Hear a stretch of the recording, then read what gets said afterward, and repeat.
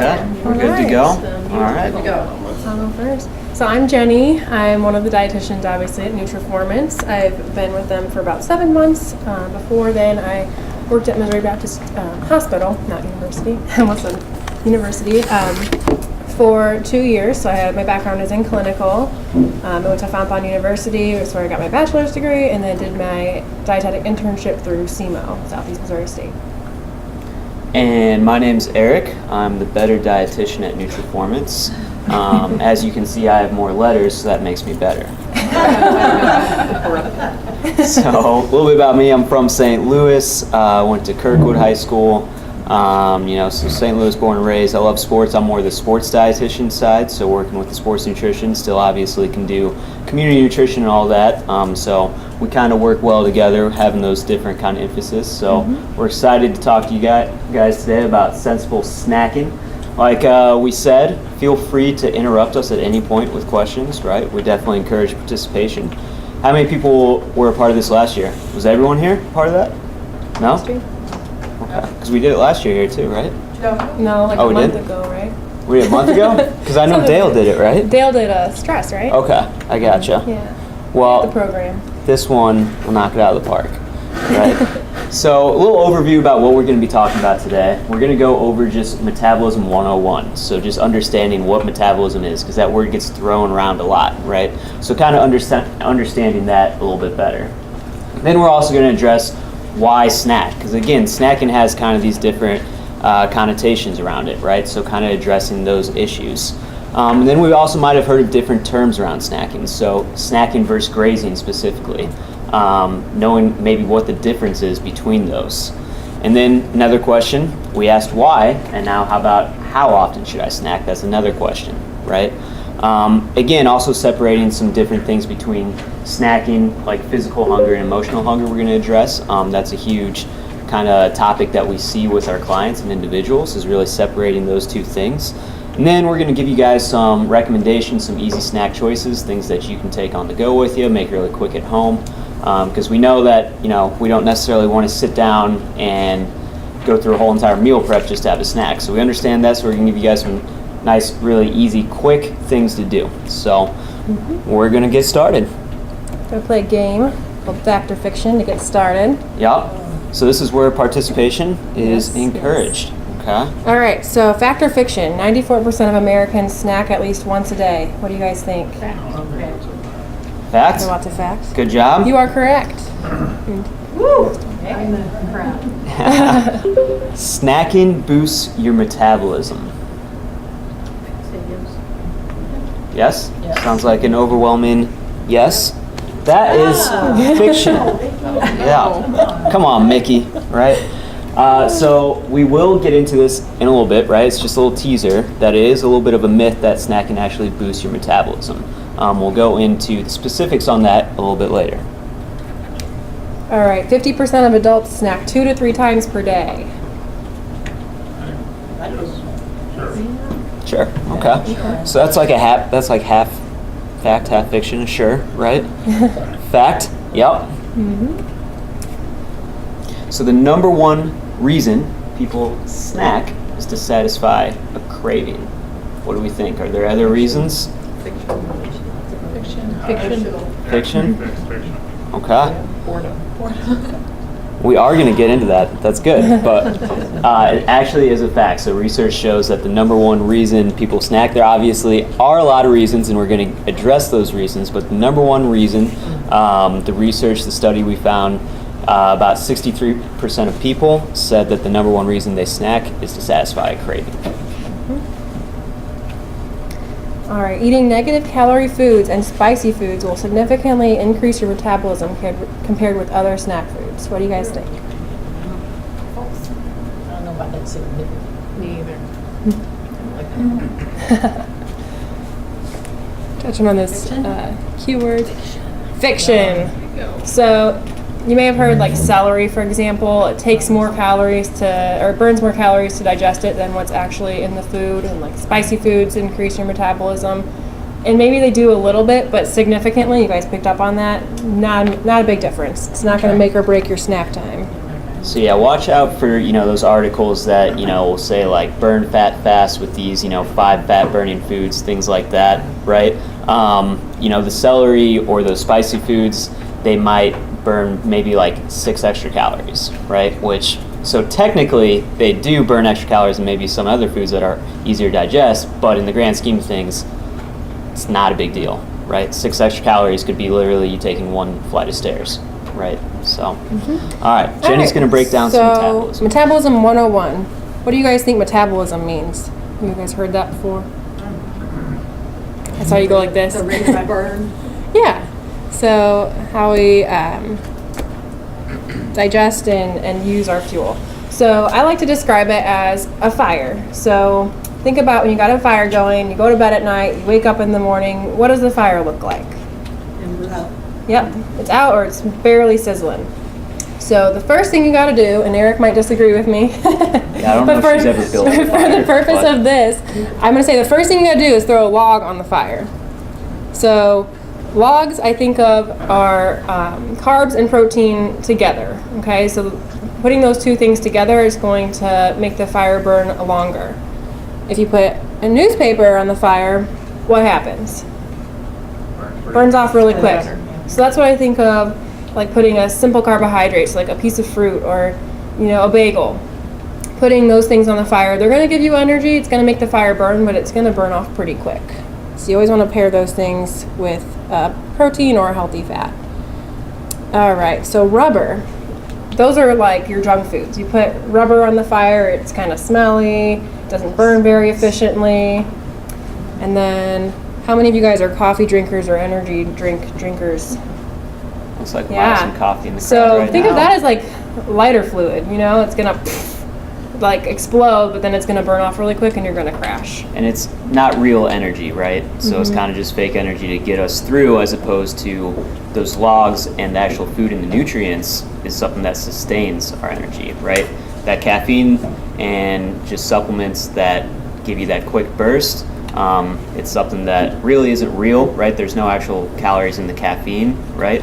And it can provide that dependency and all those sorts of things. So always try to get your fuel from food first, right? So think of food as fuel, like for the fire. Okay. So why snack? So let's get some suggestions. We crowd got participation. some T-shirts for whoever wants to raise their hand and give us some ideas for why we should snack. Yes. To tide you over to the next meal. Okay. Good. What size shirt do you want? I'll take a small. To Small? tide you over to the next Why Don't do you have a snack? Just some reasons why we might snack throughout the day. There's lots of reasons. Just want to hear some. Satisfied craving. Satisfied craving. Yup.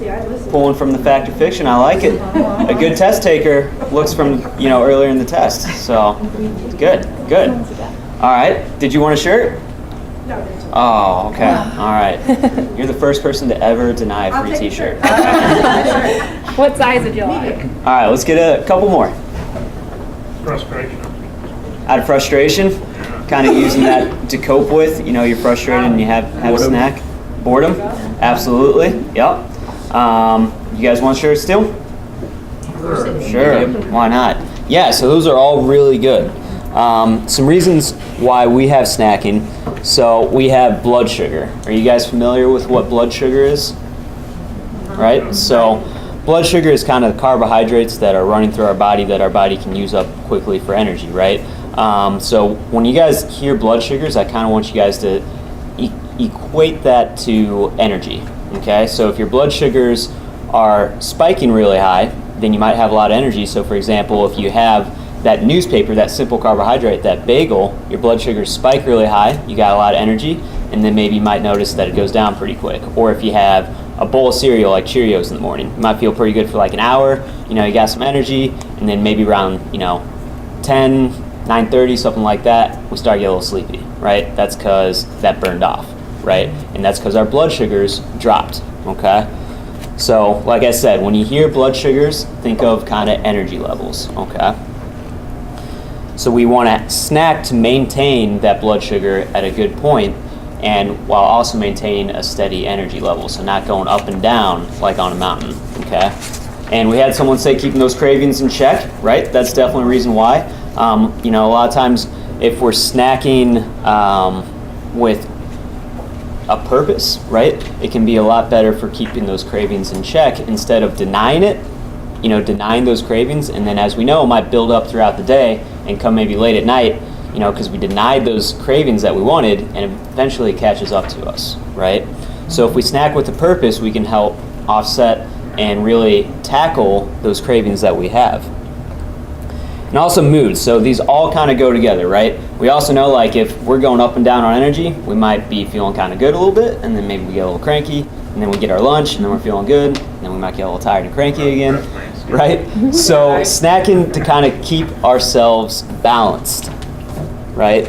And also providing that mental clarity and productivity, right? Again, you guys might notice that maybe you're a little foggy or something if you're feeling a little tired, right? So the snacking, food is fuel, right? So if you give your body fuel, you're giving your mind energy to work, you can be more focused and productive at work, right? So having those snacks and providing that constant energy can help you guys be more productive at work as well.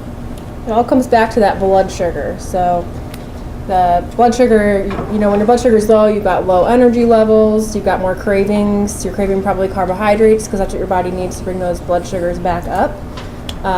You guys probably heard the term hangry. So when your blood sugars are low, you're feeling a little irritable. And also that like brain fog that you get when your blood sugars are low. You may notice like before lunchtime, you're kind of getting a little foggy, you have your lunch and you're like, okay, now I feel better and I can be productive the rest of the day. So how often should you guys snack? How often do you guys think? Around here, it's like every 45 minutes. Yeah, 15 minutes? every 15 minutes is our recommendation, okay? So, Just kidding. not really. No, that probably, you guys go home and, you know, tell your friends, yeah, the dietitians at work said we should snack every 15 minutes. So, yeah. No, unfortunately not that often, but we should be snacking somewhat often. Every 3 to 4 hours, 3 to 4 yeah. hours. So every couple hours. That's when I have my meals. Every 4 hours. So more specifically, maybe those gaps like between lunch and dinner, right? Sometimes that's like maybe a 6 or 7 hour gap depending when we're having dinner or when we're having lunch, or it could even be between breakfast and lunch, right? Maybe we got some early risers here, maybe we got breakfast a little earlier, you know, and then maybe lunch is at noon. So you got breakfast at 7:30, you're having lunch at 12:30, that's a 5 hour gap. That's getting a little long, right? So even though if you might not think about it, those morning hours still add up as well. So trying to break up those gaps so we don't have those huge stretches of not fueling our body, right? So this is a good time to bring up the hunger scale, which you guys all have sitting on the table in front of you. So really the snacking, it should be based on how you're feeling. So we've got this hunger scale here that goes from 0 to 10, so it starts with starving and beyond and goes to Thanksgiving Day full. So basically, when you want to start to snack is at a level 3. So you're hungry and the urge to eat is strong. You don't want to let yourself get up to that starving and beyond point because then you have the tendency, that's when your blood sugars are low, you're ravenous, you're ready to snack on anything and you may overdo it and go from 0 to 10 real quick. And then, so if you're starting at a 3, and then you want to stop eating when your hunger is gone, stop here, and you may not feel hungry again for 3 to 4 hours. So just really paying attention to those physiological signs of hunger. We also wanted to address, you know, maybe we have some people here who like to exercise, maybe it's after work, or maybe it's the morning before they go to work, right? If you are exercising, we need to realize that while we're exercising, we're burning calories, right? Which is great, but we also need to make sure that we are fueling our body with some of those calories lost, right? So if we're working out or doing some sort of exercises, we need to kind of try to build our snacks around when we're exercising, right? It's going to affect our workout if we don't have fuel in our body for it to use, right? So say, for example, again, let's say the last meal you had before you go exercise, say it's after work, was lunch, all right? You know, so maybe we're working out around 5 or 6 or something like that, and it's been 5-6 hours since we ate.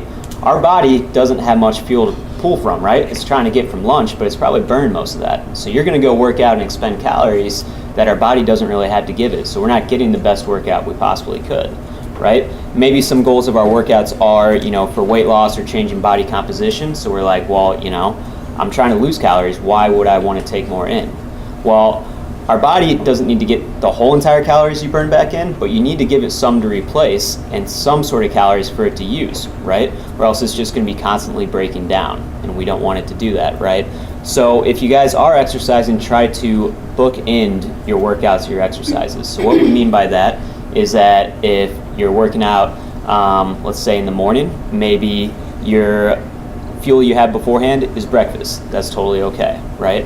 And then maybe afterwards you have a little snack, okay? So we got fuel before and fuel after, right? Same sort of thing if maybe you're working out after work, right?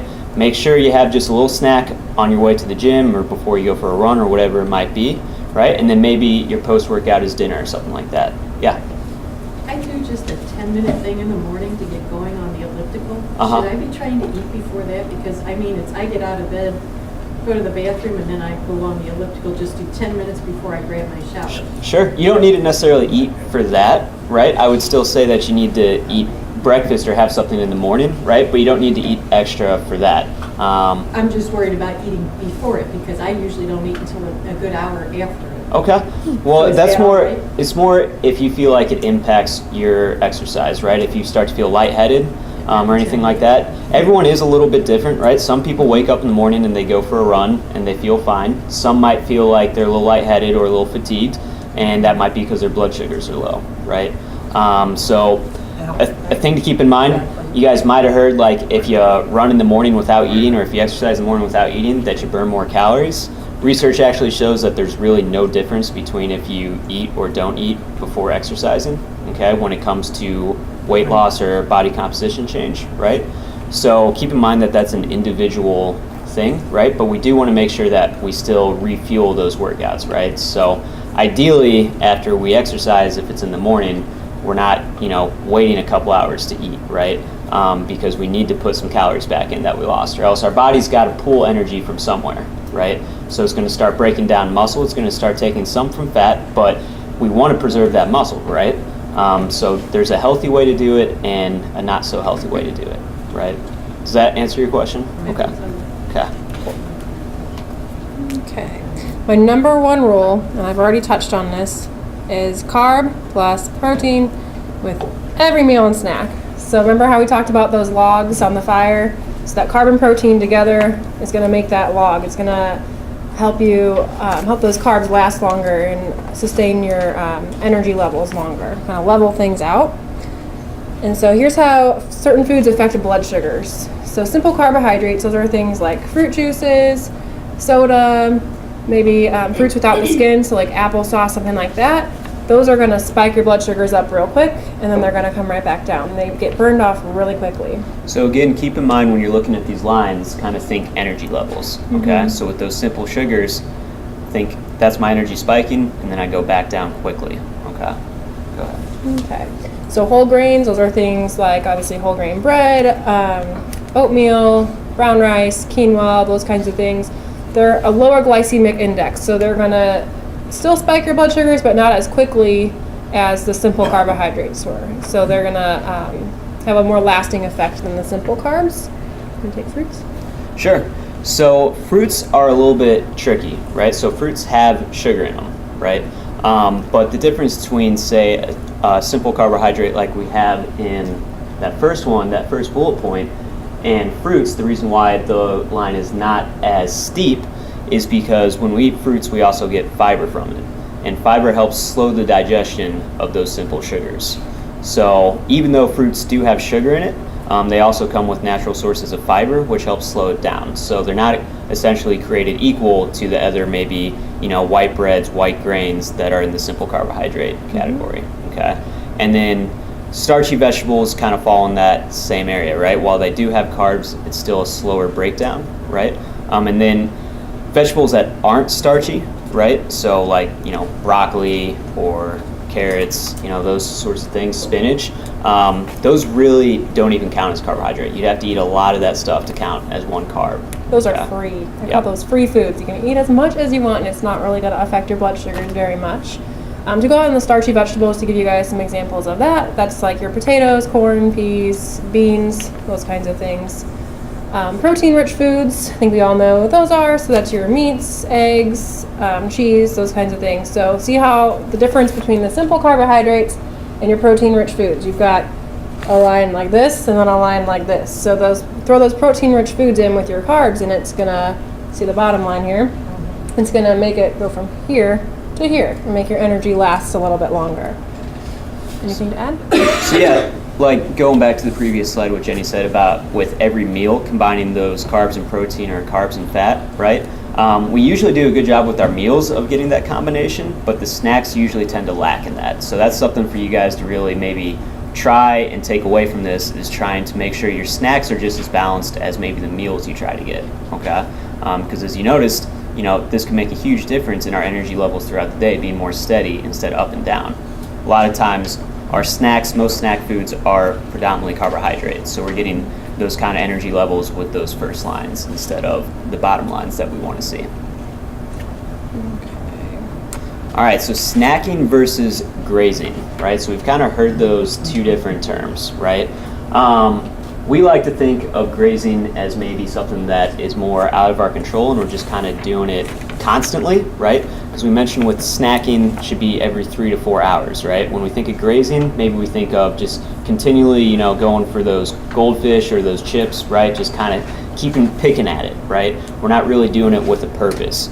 So some things that we like to kind of separate so you can kind of know the difference between snacking and grazing is snacking is mindful. So we know what we're doing, we're aware of it, right?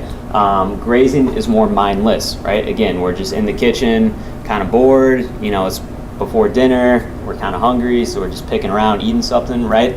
That's grazing. We're not really doing it with a purpose, we're just kind of doing it, right?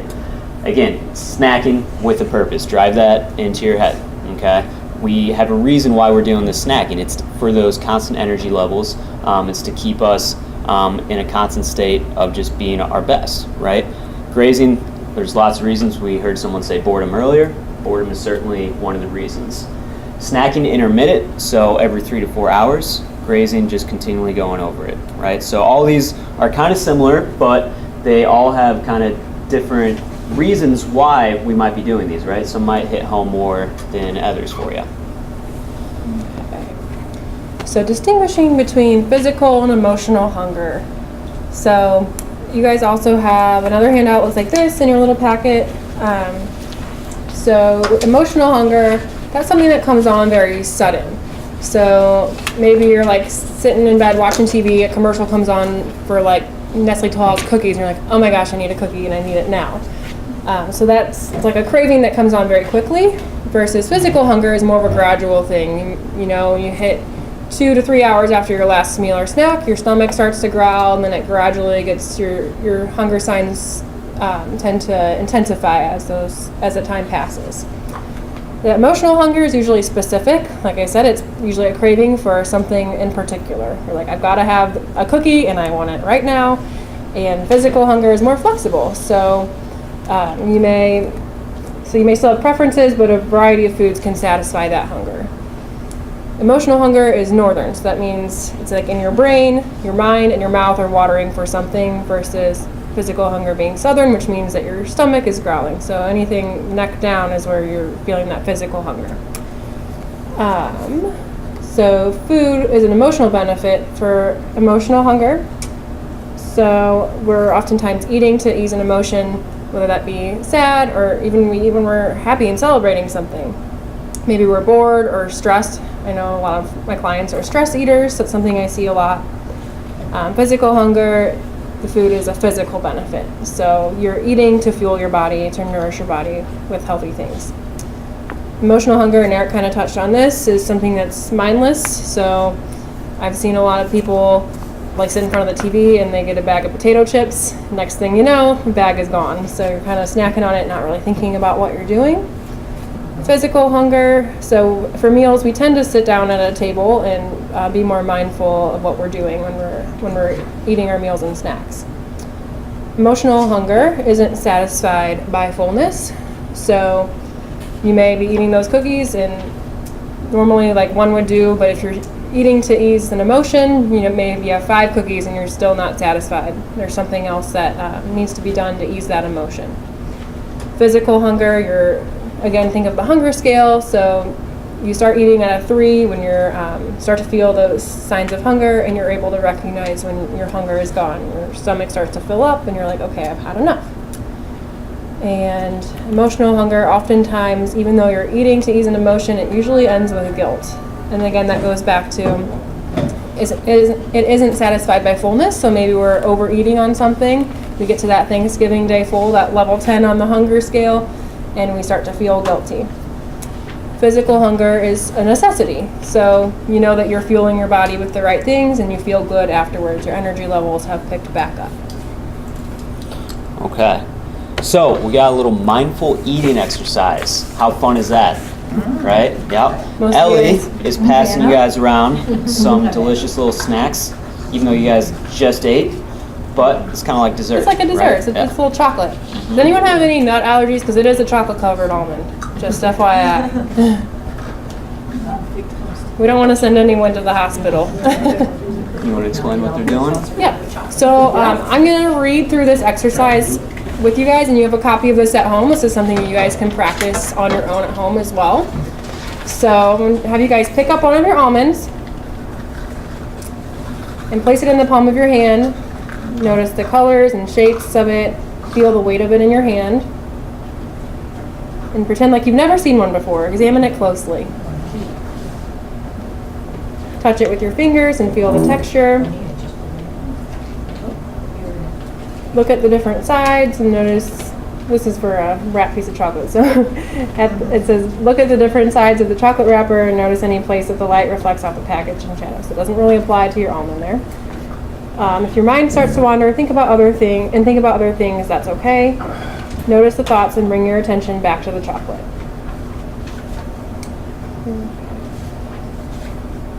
You may hear other people or noises in the room. Notice the sounds and bring your attention back to the chocolate. Raise it to your nose and smell it.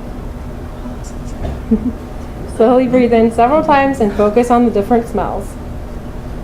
Does smelling the chocolate trigger anything else in your body? Don't have to say it out loud.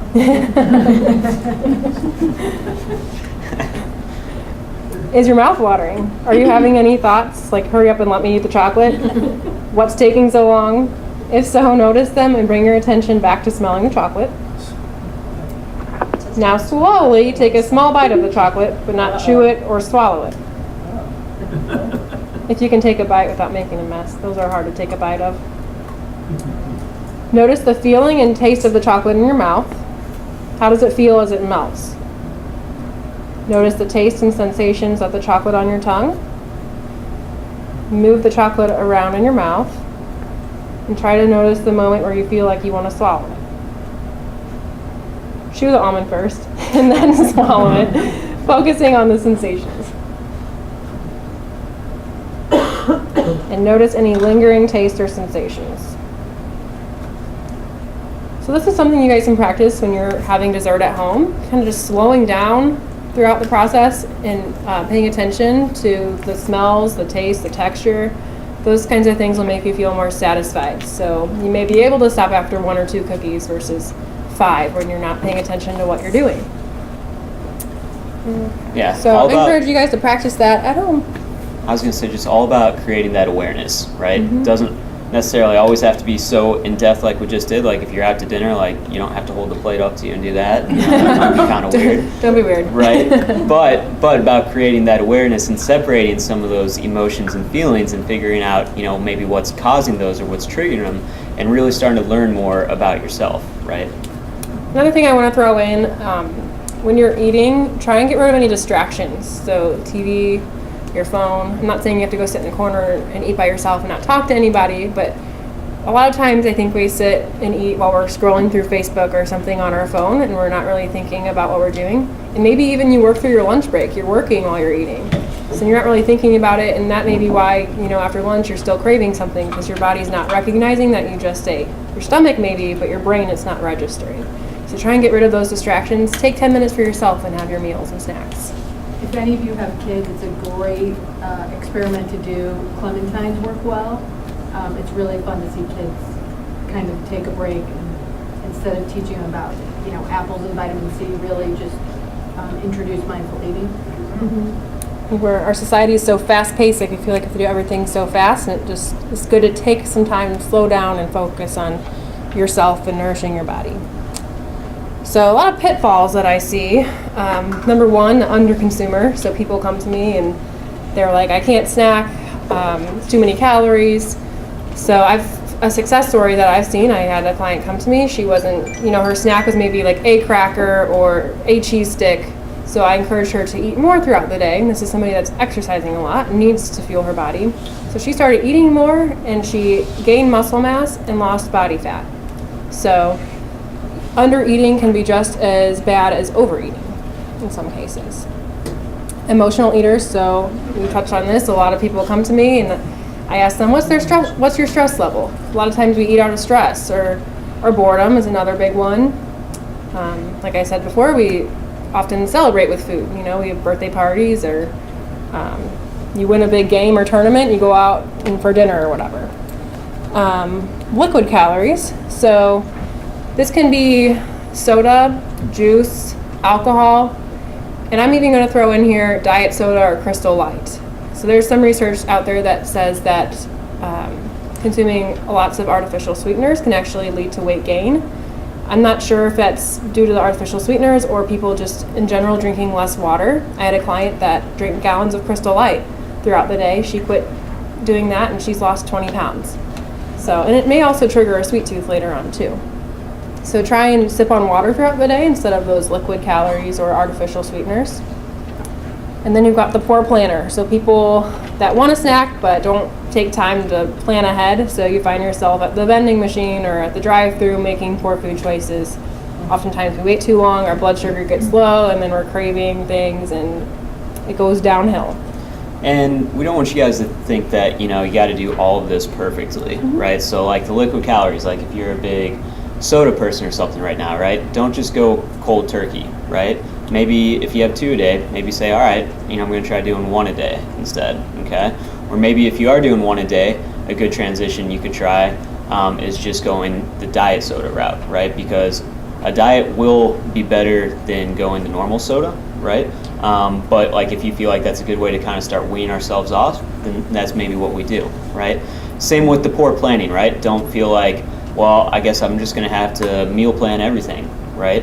Kind of take it day by day with yourself, right? If you don't do any sort of planning, you kind of just wing every day, then maybe you pick 1 day a week where you can feel a little bit more in control, right? And then you continue to build on that, right?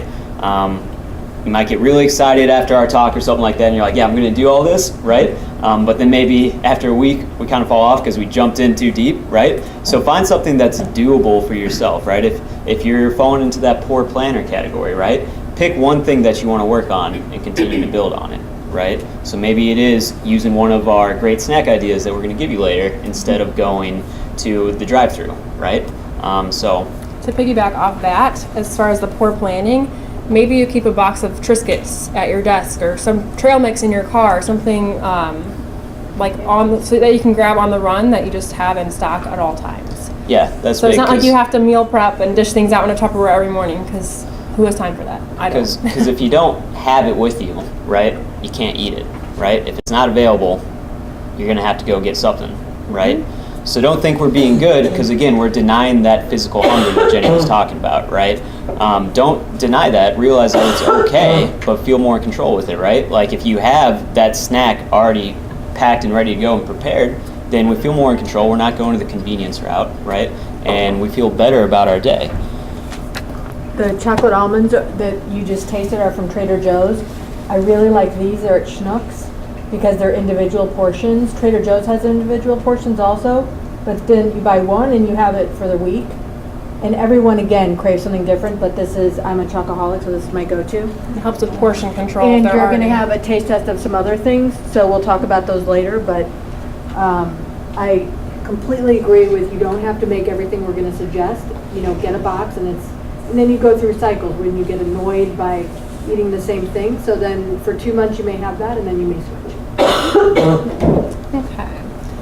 So we're going to play a little game here. So we've got some peaches. What do you guys think would be something that we could pair with this to make a good snack? Something balanced. plain Greek yogurt. That's a good one. So cottage cheese, Greek yogurt, something that's protein. So absolutely. Apple, what do you guys think would be a good addition with that? Peanut butter. Got it. Sounds Peanut like some of butter. you guys might already do that. Yeah. That's one of my favorites. That or almond butter, any kind of nut butter. And what about Triscuits? Cheese. These are all my favorite snacks. Have you guys had that before? Have Have you done the Baby Bell? I like peeling the wax off of it. It's therapeutic. Okay. So let's talk about snack bars really quick. So our top 3 picks here: Cliff Bars, Lara Bars, and RX Bars. And we've got some samples of Lara Bars for you guys to taste. Have you guys had any of those bars before? What, you've had Cliff Bars before? Okay. Has anyone tried a Lara bar or an RX bar before? Which one? Both of them? Both, yeah. Nice. What do you think? They're pretty good. They can be a little chewy. Yeah, they can. Which one? Have some liquid. The RX Yes. bar, the peanut butter, Yep. Yeah. pretty good.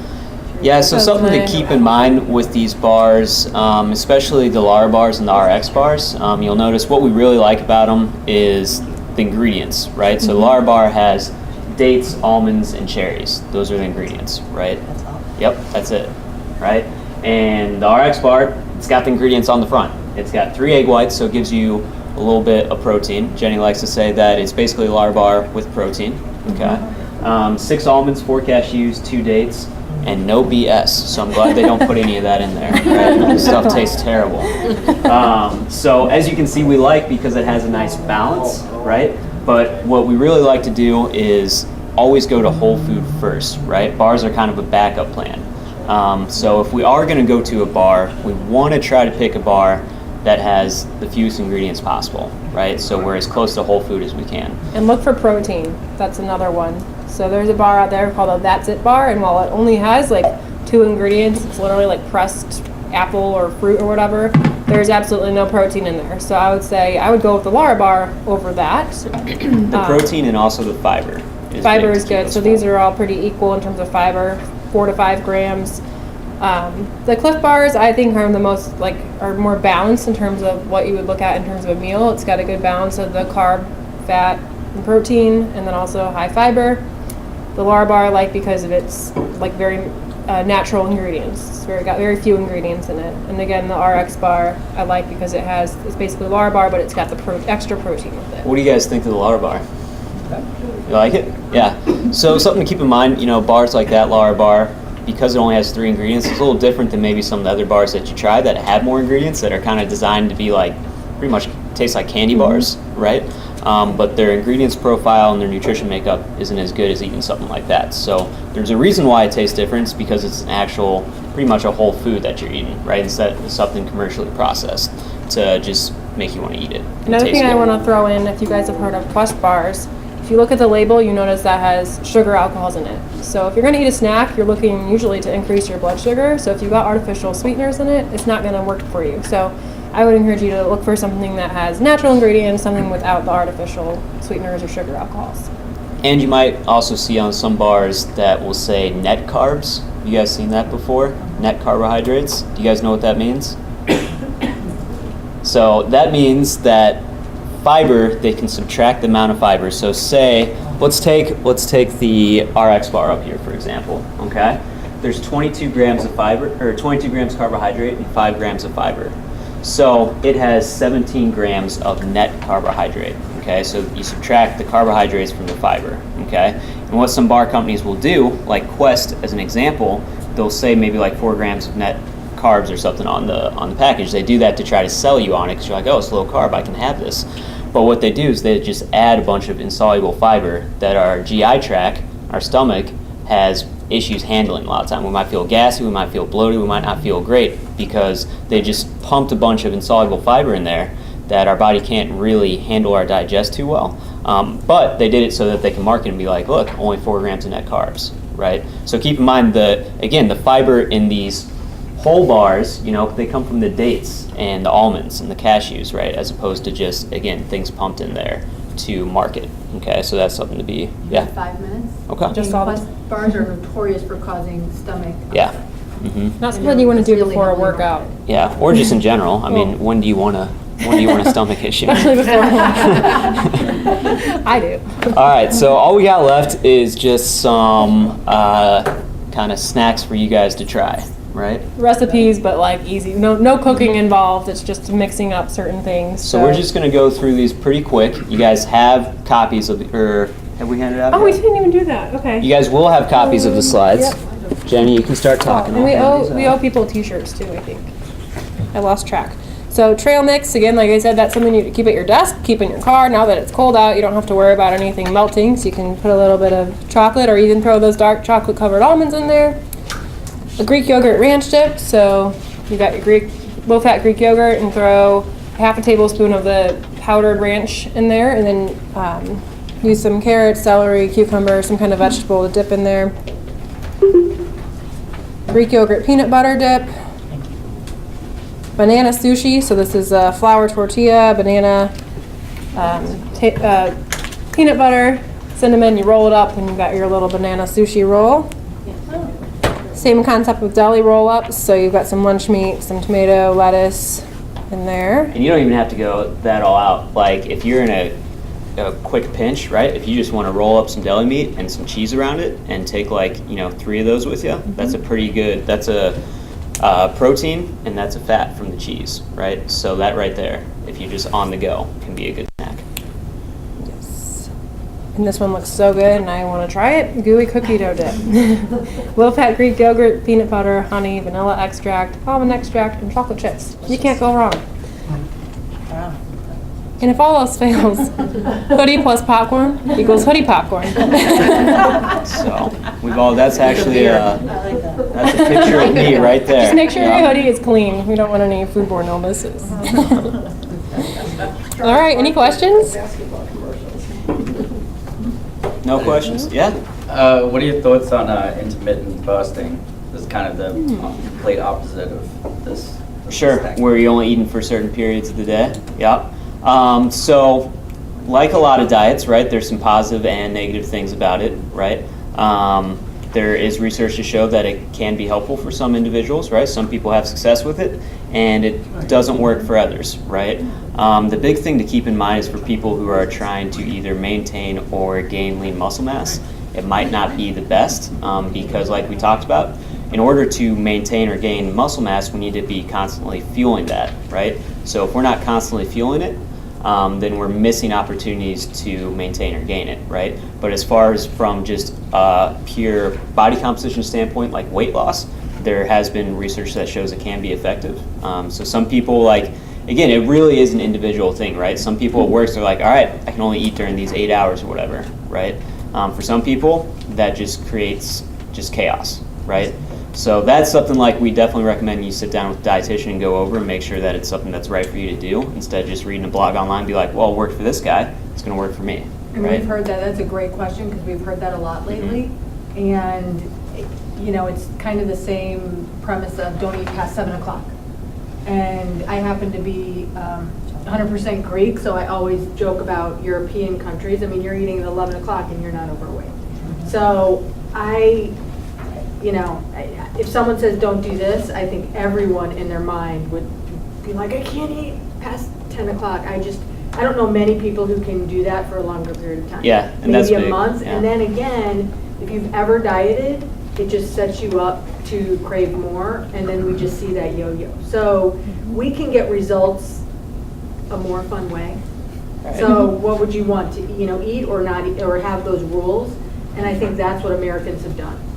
So Yeah, no, Ellie hit home with that it should be sustainable, right? So that intermittent fasting maybe works for you for a month, but is it really sustainable when you think of yourself long term? Are you going to do that for years to come, right? It might be tough, right? So something to keep in mind you want to ask yourself, is this something I can continue to do? Am I building healthy habits, or is this a quick fix, right? Because we're not here to give you quick fixes. We're not some supplement gurus, right? We're going to be here to actually try to give you something that's going to help with whatever your health goals are, right? And keep them that way and keep building on them, right? Instead of something nice and quick.